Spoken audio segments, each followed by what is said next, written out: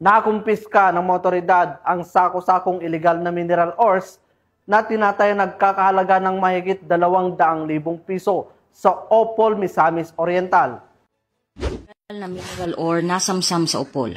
Nasamsam ng otoridad ang umaabot sa 155 na sako ng hinihinalang mineral ores na tinatayang nagkakahalaga ng mahigit 250,000 sa isang operasyon laban sa illegal mining sa Opol, Misamis Oriental.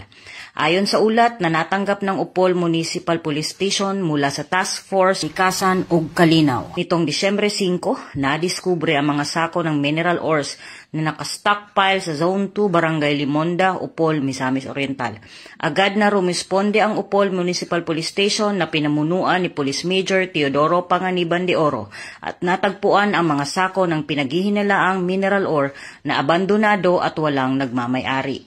Matapos madokumento at masecure ang lugar, dinala ang mga nasamsam na sako sa Opol Municipal Police Station at nakatakdang i-turnover sa Mines and Geosciences Bureau para sa kaukulang aksyon at disposisyon.